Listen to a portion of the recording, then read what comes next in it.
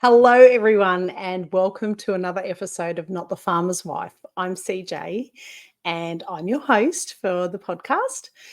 And I'm also recording a video link for this one to go up on YouTube, as I've done for the last couple of weeks. It's working very well. We've got a few new followers on YouTube. So if you're watching on YouTube, hello, welcome.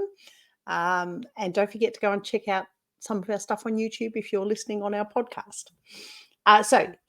Today, we are talking about all things seeds, plants, and propagation. And as most of you would know, I have mentioned probably about 1,000,000 times, I am definitely not a green thumb. Everything that I have had to learn in regards to growing plants has been a real learning curve and it requires effort. It's not something that comes naturally to me to be a good gardener.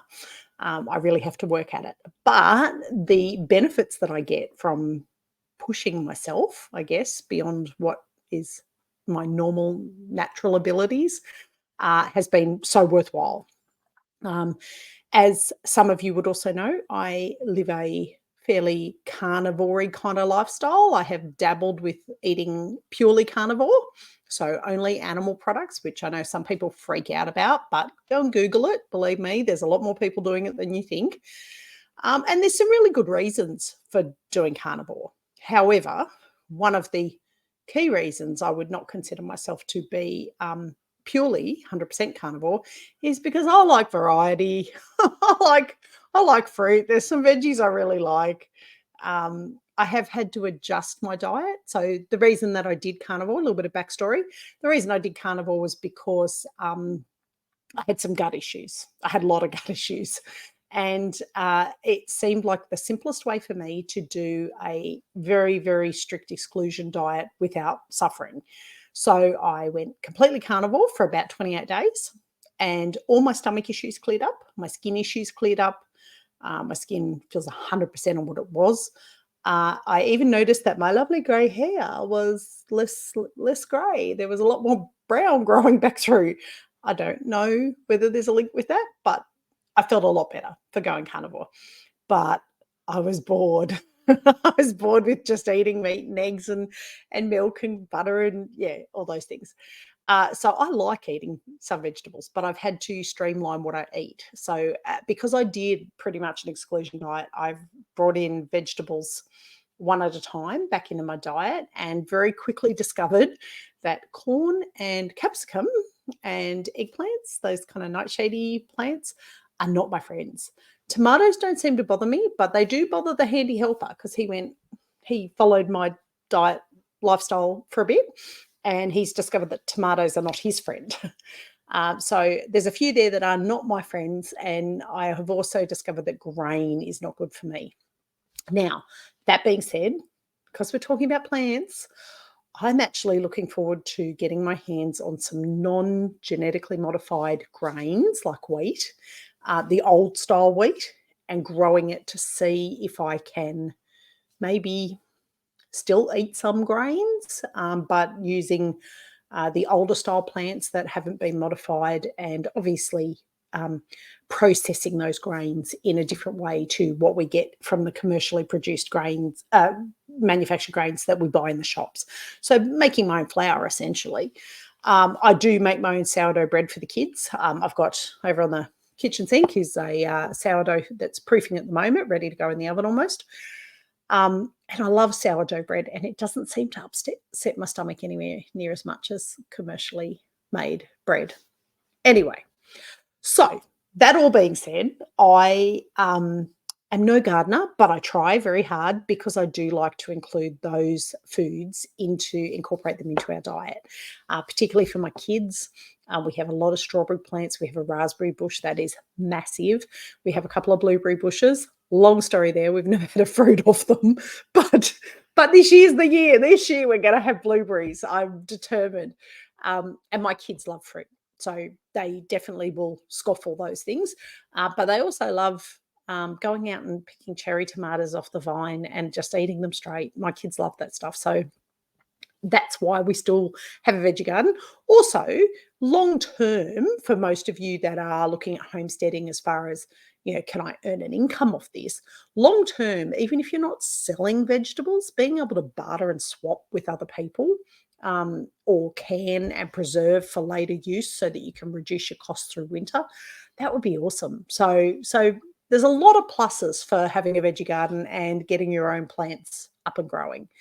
Now, before we dive into that, I have a little video that I'd like to show you, and I've never used this system before, so hopefully this will work. But last Thursday, as you know, we're coming into the kidding season for us, and we have goats here. We also have cows, but we primarily have goats and chickens. So last Thursday, we got home from work/school and discovered this. Now, let me see if I can get this to work. This here is McFlurry. Any boys born on the farm get called a name that's suitable to food groups so that we can look at that. It keeps pausing on me. So for those that are watching on podcast, I'm sorry, you're going to have to go look at either my TikTok pages, my Instagram pages, or YouTube, because I have got a video up of McFlurry, who is a little baby, half Angora, half Anglo-Nubian buckling. And unfortunately for him, he's destined for the freezer. Boys on our farm, if they're not purebred and used for breeding, then they are destined for the freezer camp. But all goats are gorgeous, so everybody loves them. So there are some videos up there. If you're vegetarian or vegan or don't agree with eating your own meat that you grow, sorry, not sorry. We do. Anyway, I'll get rid of that off the screen for my YouTubers. So podcasters, if you want to see the baby goats, go to TikTok at Mojo Homestead or Mojo Homestead on Instagram. You will see the reels are up. Or just go to YouTube, Mojo Homestead, and have a quick look and see the lovely little gorgeous white fluffy goat baby. Anyway, enough of that. Before we get into the plants and seeds discussion, don't forget also too that you can go to www.mojohomestead.net/7must-knows and download your free, completely free, no obligation guide to backyard chicken keeping. And I cover off on 7 things that you absolutely need to know before you consider having chickens in your backyard. So go and download that guide. It's very useful. It's got a lot of things in there that maybe you wouldn't think about, but you do need to know. So go and do that. Our next backyard chicken keeping course will be running in November. We had to postpone our August one because I just had too much on with goats arriving and shearing and all kinds of other stuff. So back to plants and seeds. Let's have a look at what we're talking about. So we all understand that we need to grow. There's some vegetables and plants that we will need to grow in our backyards. If we want a varied diet and we want a sustainable diet, then the best way that we can do that is to grow our own. The thing to start with, and I discussed soil in another episode. So aside from the fact that you have to have healthy, good soil, the next thing that you need to look at is getting high quality seeds or cuttings. Now, when I say high quality seeds, I prefer heirloom seeds. So seeds that haven't been genetically modified and that haven't been treated so that you can't regrow off seeds that you get from the fruit of that plant. In a lot of cases, the seeds that you buy in Bunnings or in any of the garden produce shops, they'll be modified. So they're sprayed with a particular chemical where the seed it's great because the seed still lives and everything, but the seed is modified so that the fruit of that seed will be infertile and it won't grow. So buying heirloom, and you can go through in Australia, places like the Diggers Club, Eden Seeds, ones in Australia. Over in the US, it was Baker's Creek Seeds, I think, was the one that I looked at. They had some awesome seeds, and I can't import into Australia some of these seeds, which is a real shame because they've got some really good quality plants that we maybe don't get, the real heirloomy versions of here in Australia. But having the heirloom seeds means that when you grow the plant and you get fruit off the plant, you can then seed save off those fruits to grow your next year's supply of annuals. So for plants that only last a year, and when they die, they don't come back. You can't keep the roots going and bring them back the next year. Although I did see, slight squirrel moment here. I did see a tree the other day advertised on Facebook. I don't know how much truth's in it, but it was a tomato tree that evidently just keeps growing and growing forever and ever. Like as a lifespan of a normal tree of like 20 or 30 years. Got to go have a look at that. I'll get back to you and let you know what I find. But also too, with your heirloom seeds, make sure that you're buying from the source. So buy from reputable dealers. Eden Seeds are one that I really like here in Australia. They will tell you straight up if the seed, they have seeds that they sell that aren't non-GMO, that are commercially treated against pests and different diseases and things like that. And that's the real thing with heirloom. You have to be mindful of the fact that if it hasn't been genetically modified, there are going to be pests, there are going to be diseases that will affect that plant more than they would, say, a commercial seed that a farmer is growing on a large, monocropping kind of system. They will use the genetically modified seeds because it saves them having to put extra fertilizer down, put extra pesticides down if they have the genetically modified seeds. So that's the background behind that. For us backyard growers, for us people that are growing in our urban homestead environment or on a small couple of acres, or like me, 120 acres, but I'm considered a very small scale farmer. For people that are just growing, our veggie gardens that we have, heirloom is the best. Heirloom is absolutely the best. We are not growing in such big quantities that pests become, essential, like an absolute crisis for us. So I think it is better to go with the heirlooms, and primarily because you can seed save. So straight away you're cutting down your costs for the following year. And on that, we have discussed seed saving before on this channel. So make sure that you keep a really good fruit. Say you got a tomato and you look at it, you go, that tomato is awesome. Scrape the seeds out of it, dry them out, give them a little wash, dry them out. Depends. You can Google the different seed saving methods for different plants, but for most seeds, you need to dry them out. So a bit of paper toweling down, maybe not in direct sun, but in an area where it's reasonably hot and humid, not hot and humid, hot and dry, where you can dry them out. And then once they're completely dry, store them, label them. What year were they? What variety of plant? And then store them somewhere nice and clean, dry, away from direct sunlight. So definitely do that. That is one way to go with your seeds. The next thing I wanted to talk about was starting your seeds indoors or in a greenhouse. Now, for people that live in a climate like I do here in the Yass River area, we are still getting frosts. We had a frost the other day. So we're still getting frosts. It's end of August now, and we will likely get a couple of frosts into September, and we have been known to get snow as late as November here. So, right into spring and almost summer, and we will still have these occasional weird weather events where we end up with snow or frost or something like that. And no, it's not climate change, folks. This has been happening for hundreds of years where we still get these frosts in November. So we need to be mindful of the fact, and depending on where you are, you need to be mindful of what the climate is outside. Now, if you live in sunny Queensland or you're in California or somewhere like that, and you're not in an area where you get frost, you go plant out straight in the garden. You lucky thing you. I'm so fucking jealous. It's not funny. For us that do get these frosts, these late frosts, we need to consider starting our seeds in an indoor environment. So starting them in trays, on a veranda, somewhere where they're not going to get frost. They're not going to get hit by a massive cold snap. Now, there are some plants that like getting hit by a massive cold snap. I mean, our garlic won't grow like our garlic does grow without those cold snaps. But for our little seeds that we're starting out, they don't need to be hammered with something like that. So what you need to do is find an area, whether it's on your veranda, in a greenhouse, in a garden shed, whatever suits your environment, and have a couple of shelving, just a cheapy IKEA $10 metal shelving rack would do, and have some trays on there and start your seeds there. Now, some seeds, depending on your climate, you might need to look at putting heat mats underneath them and things like that. I don't go that far here because we usually have bright sunny days during that kind of transitional spring period. But you need to keep them warm, humid, and free from direct sunlight and free from direct frost to get them started.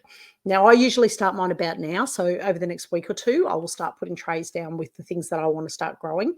And I do plan it out. So I grow a couple of plants of each kind. And because of my elimination diet that I spoke about earlier, there's some plants I won't be growing this year. And there's others that I'll definitely be growing because, I've realized zucchinis love me. I have no problem eating zucchini. So, of course, zucchinis grow wonderfully here. And with the bees, they go absolutely gangbusters.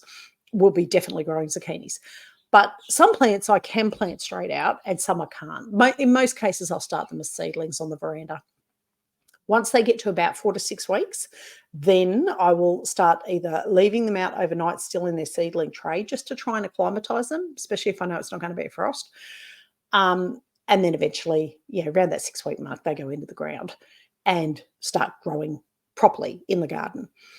I think it's important to also, if you have plants that, are really precious to you, like I've got some seeds for spaghetti squash, and it was really hard for me to get them. I'm sure they're available other places, but every time I've gone to buy them, people are out of stock. So those ones I'll be even more precious with because I don't want them damaged. I don't want to lose my seeds.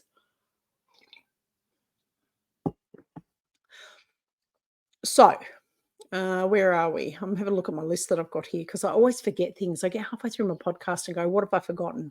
So obviously when you're starting your seeds, you need to look at having good quality soil.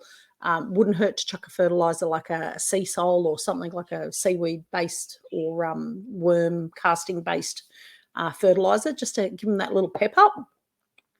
And my grand scheme and goal for, next winter, which Handy Helper will kill me when he hears this, is I would like to have a proper greenhouse. I don't have a proper greenhouse at this point because my veranda is a sunny northeast facing aspect and I use that. But I would love to have a proper greenhouse. And one day I'm going to have a greenhouse that's got a little heater in it so that I could grow plants that don't like cold weather. Don't tell the Handy Helper because he'll freak when I tell him. Anyway, so if you are looking at planting, the next thing I was going to talk about is planting direct to garden beds. So some plants are fine planting direct to garden beds. Like I said, my zucchini, sometimes I start them inside, but sometimes I just start them straight out in the garden. Pumpkin, I definitely start straight out in the garden. They do fine out there. Tomatoes, I tend to start my seedlings inside, but things like carrots, they're a pain in the ass to start as a seedling and then get into the ground. So I tend to just scatter some carrot seeds into the ground. Not that I've ever had any luck with carrots. I think you have to have the soil just at this perfect mix of loaminess and sandiness and not clay. Otherwise, you end up with these stunted little carrots that, they don't look like proper carrots. They just look like weird doubled back on themselves vegetables. Anyway, so some you definitely can plant straight out. And obviously things like cuttings, which I'll talk about in a sec. Cuttings, it may be a case that, if you're doing a lot of cuttings, you might want to just take the cuttings and put them straight into the ground, put a little bit of cutting mixture on them and put them straight in the ground. We'll discuss that in a minute, but it's, there's lots of different ways that you can put them directly into the ground. Because of our climate here, we generally go the seedling route. And again, that will depend on your climate. If you're one of those lucky people that lives up in sunny Queensland, aside from the fact that I hate that you can grow avocados, bananas, and ginger, yeah. One day in the heated greenhouse. I'm going to have that heated greenhouse no matter what. Okay, so maintaining your seed bank.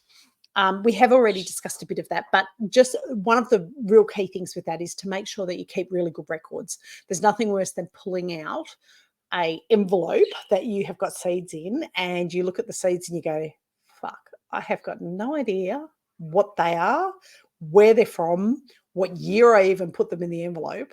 So right on the outside of the envelope, what you've got, when you harvested those seeds, and that way, when it comes time to use them, you know that you can get them out and go, oh, yeah, these are the tomatoes. Oh, these are the big beefsteak tomatoes that I saved. Yeah, I'm definitely going to use those. If you don't have that written on the outside, you'll have no idea. The other thing with this seed saving is that you need to make sure you have a really good storage container. And when I say storage container, airtight is good, but it's not essential. But, a clip seal decor plastic container is fine if you've got all your little envelopes in there all labeled, and you just stack them into the container and clip seal the lid onto it. You want it so that no pests can get in. So if you've got mice problems, which we do have mice problems here from time to time, you don't want any pests getting in. You don't want any bugs getting in. So any bugs that would normally get into vegetation could get into seeds as well. You don't want any moisture in there, so it has to be a dry environment. Sometimes I will not use the little, I can't think what they're called, the little things that you use to put into packets to soak up the moisture. I don't bother with that. I'll just put some paper towel down at the bottom, just so that if there is any moisture, it can get soaked up. And then check them a month or so after you've put them away for the year. And if there is any moisture, you can take that paper towel out and put a fresh paper towel in to soak up any more. One of the other things that I love about seed saving is that, and not being the super green thumb, I am in awe of those people who just grow anything they want wherever they want. But touching base with communities who are also seed saving means that if you've got a particular heirloom or heritage style seed that you have, you may be able to swap it with somebody who has something that you don't have. And I've found that people like homesteaders, people that are right into their gardening, they're more than happy to do those kinds of trades, because it's a you scratch my back, I'll scratch your back kind of situation. And they have a win out of it as well. So definitely, touch base with groups that you find on Facebook is probably the best option. A lot of the older ladies who are gardeners, I'm not going to be stereotypical, but we are. They will be on Facebook, and you will find a group, hopefully within your area, that you can say, hey, I've got this seed. I'm after this type of seed. Does anybody have it? Willing to pay or trade? And you'll find that people will come to the party and say, yes, we've got something. What else did I want to talk about? No, that's it for seed banks. So seed banks, I see seed banks as very important, only because it saves you money next year, which is great for us homesteaders, for people that are trying to live that more sustainable kind of lifestyle. Having your own seeds rather than having to buy them is a huge plus. So definitely go to seed banking. Now, the next thing I was going to talk about is something that this is where I fall down in my knowledge so much. And I really, like I say, I have to work hard to learn these things. So propagating plants through cuttings or division. Now, I would love to be one of those people that could just go, all right, I'm just going to regrow that plant. I'm going to take a little cutting off there. I'm going to make that happen. I've tried. I do try. I try every year. Sometimes it works, sometimes it doesn't. I do not have a natural ability at this. So the idea with propagation is that you take a cutting, and it could be from a woody part, but generally it's from a green, softer growth area of the plant, and you either dip it into something, and I've heard of different things. You can actually buy cutting powder that you dip it into, and that's supposed to promote a root growth from that cutting. But I've also heard of people dipping it in honey, milk. What was the other one? There was some other thing that somebody said they were dipping their cuttings in. I was like, holy shit, really? Does that work? But the idea is then that you put that cutting into soil that is moist, warm, and in a protected area, and the cutting will actually start to sprout its own roots, and you end up with an entirely new plant from it. Now, obviously, there are some plants that are more. Technically, you could probably do it with any plant, but there are plants that are definitely more adapted to that style of propagation. So herbs are a common one, where you can take a cutting off a herb and put it in the soil and get a new plant out of it. Fruit trees. Now, and this is the thing where I fall down in my knowledge, the grafting of fruit trees. I understand the concept. I've never been able to do it successfully. I would love to go and work at a nursery for like 6 months and see how they do it. But Most of our fruit trees are grafted onto a different rootstock base here in Australia. And the way that they do that, I don't understand fully, but I understand that the concept is that the rootstock gives that particular plant a really good base into the ground, where that plant may not always have had a good base into the ground. So it is a form of modifying the plant, but it's a form of modifying the plant that gives us the best opportunity to grow that plant. So fruit trees are generally grafted here in Australia. Berry bushes, that one I can grow. That's probably been my best success so far.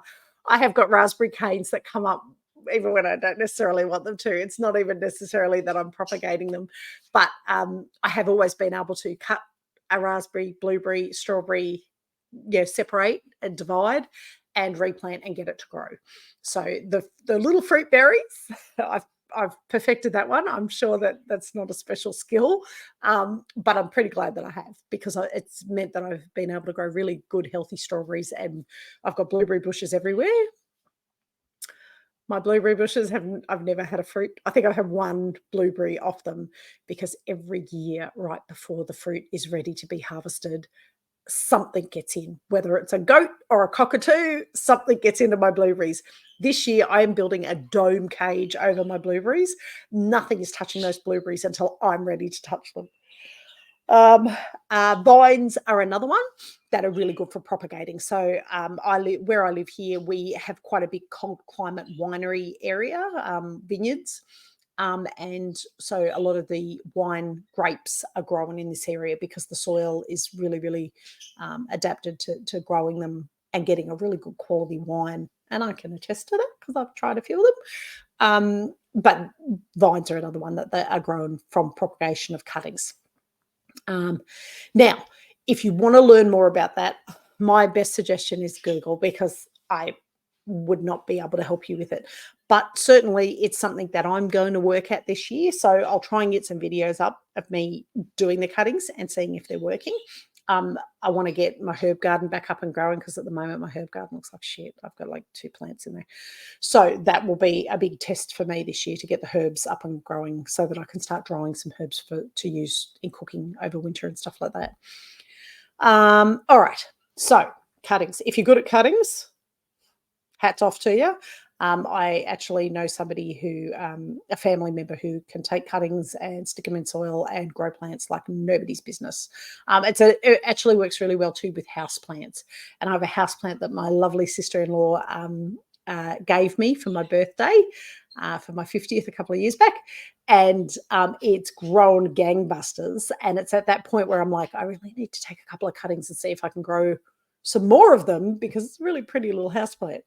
Anyway, so that's propagation through cuttings and division. Now, we've already talked about seed saving to a degree, and I've got that here again. But one of the other things I wanted to mention was cross-pollination. So when we were first at the small farm in Gunning, which is 2.5 acres, we had a veggie garden growing, and it was terrible. This is before I had my bees. I'd just done my beekeeping course, and I didn't have a beehive as yet. And I had zucchini, squash. What else did I have growing? Tomatoes, pumpkin. I had them all growing. Nothing was getting fertilized. There was no wind in the area where the garden was. And so we ended up with all these plants that had all these flowers, but no fruit. Nothing was fruiting. So I was actually out there with a cotton bud, like a Q-tip, and touching one flower that looked like a male flower, touching the female flower, going back to the male flower and doing that to try and get them to fruit because they weren't propagating. The flowers weren't fertilizing to turn into fruit. I got my bees and everything changed. But something that we did notice, and this is the science of plant growing that I don't understand as much of, but if you're a biology fan, then this would be a good one, is cross propagation. So where you have, say, a squash and a zucchini, which are a similar family of plants, and a bee might go from one flower to the other flower, and you end up with a weird, like, crossbred fruit, if that makes sense. Some people do it on purpose. Some people do it, they actually plant particular species of plants next to each other. Particularly the wind will help that happen, that transfer happen, but any pollinators will as well. And they try and crossbreed the two different styles of plants. And it works in particular also with things that have to have a male and a female. So I think almonds are one that you have to have two plants in order for them to actually propagate and together and grow almonds. And that's why people with almonds generally will get beekeepers to come in and set up their commercial beehives in order to get those almond plants growing and fruiting. What else? I think that's just about it for today. It was never going to be a big one because I'm terrible with plants. And like I say, I can tell you anything you need to know about animals, but plants is always something that I've had to try hard at. But like I say, it's definitely worth the effort. I mean, a few years back, I had peaches at the small farm, and I still have jars of peaches that I canned from our big fruiting season, so that we harvested off the peach trees. I've still got the jars there. We still use them for desserts. Just about out. I think I've got 4 jars left. I don't have a peach tree here, so I'm going to be shit out of luck then. But I guess the main thing is when we look at our homesteading kind of lifestyle, even though, I'm a very big proponent of animal livestock growing, we have to have the plant growing as well. Even for somebody like me who lives a primarily carnivore kind of lifestyle, if you've got other members of your family who eat vegetables, if you want to grow vegetables and fruit and grains to feed to your livestock, you need to know how to do this. And the best way that you can learn is just to get out there and get your hands into the dirt. Honestly, it's been such a learning curve for me physically doing it. I learn by physically doing it. I think a lot of people do. So if in doubt, just go out and have a crack at it. The worst that could happen is the plant doesn't grow or it grows and dies. That would be the absolutely worst case scenario. But you might also end up with a really healthy, good plant that's giving you heaps of fruit through the summer months. So experiment, try. It can't hurt. And there are a couple of good gardening podcasts and things like that I listen to as well. Sustainable Me, I think, is an Australian guy up in Queensland, maybe, judging by some of the images I've seen. He's quite good. And there's another guy that lives in California who basically has turned his entire urban yard, so he's in a house block, turned his entire urban yard into a veggie garden, and he's got fruit trees, and he's just got chickens, because I was listening the other day and I heard that he's got chickens in his backyard now. But he's turned his entire house block, no grass, it's all veggie gardens. So he just produces like crazy on a normal urban house block. And remember that the whole reason that we're doing this is to try and have healthier produced food that we're producing ourselves. Generally, we're cost cutting by producing our own food, not having to rely on what comes into the supermarkets. But we're also then avoiding genetically modified, which isn't always a bad thing. There's a lot of pluses for genetically modified plants, but for most of us, when we want to eat our food, we want to eat real food, and enjoying eating that real food comes from growing it ourselves, and you know exactly what you're eating, exactly what you're getting.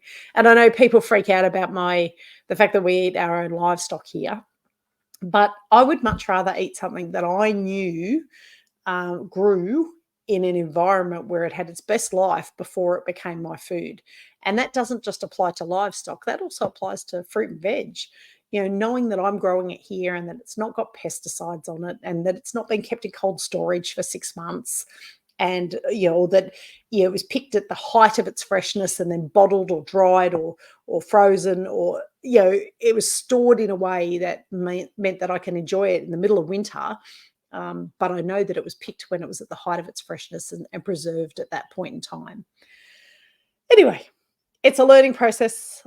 Everybody should just go out there and grow shit. That's my theory on everything. Now, before I go today, the last thing I wanted to mention, and for those watching on YouTube, I'm going to hold it up now. For those listening, my beeswax wraps are back in stock at Amazon. I will put a link in. No, I don't make the beeswax wraps myself. I wish I could, but commercially it's not viable to do it at this point in time in Australia. I am trying to work out a way that I can produce these in Australia. Unfortunately, I buy these from overseas and sell them on Amazon. So they are not Australian made. I wish I could say they were. I am working on it. Believe me, that's long-term goal down the track, is to have not only the fabric made here in Australia, but also have the process of the bees wax being added to the fabric in Australia. But for those that don't know, these are a 3-pack of beeswax wraps, and you use them to wrap across food or wrap food up in or cover bowls and things like that in without having to use Glad wrap. And so long as you don't touch them up against the food, if it's a meat product, don't touch it up against the meat. But for fruit and veg, you can just simply rinse it off. Same with sandwiches, you can wrap a sandwich in it and it will keep them fresh. And you just give it a quick rinse, let it dry again, and they're heat activated. So if you hold them in your hand and keep your hands on them, they stay nice and warm, and then they become very pliable. And then you just wrap up your food again in them. So you can keep reusing them instead of using cling wrap to cover your food. So if you're interested in getting those, I will put a link in the show notes for where you can go to buy your beeswax wraps. Otherwise, that's it for me this week. I hope that coming into this lovely growing season for us here in Australia, you're all out there crazily growing things in your garden and getting started and working out what you're going to do. And for my US and Northern Hemisphere listeners, you would be coming out of your growing season right now. So hopefully this is a great time for you guys to seed save like mad and plan for next year and decide what you're going to grow and what you're not going to grow, what worked, what didn't, what you'd like to try. Experimentation is great. You know, I say it to the kids all the time, and I'm sure most of you who've got kids say it. Mistakes are proof that you're trying and learning. So making a mistake isn't the end of the world. It just means that you learned a way not to do it. I think, was it Edison? I've worked out 100 ways that a light bulb won't work. Yeah. And the 101st way was the way that it did work. Experiment, have fun with it, and see how you go. Anyway, obviously, if you want to have a look at more images of baby goats, go and follow me on the socials. And next week, I think we're talking about livestock and birth and babies, and I will have videos galore for you next week. Until then, I will see you all. Have a great week. Bye for now.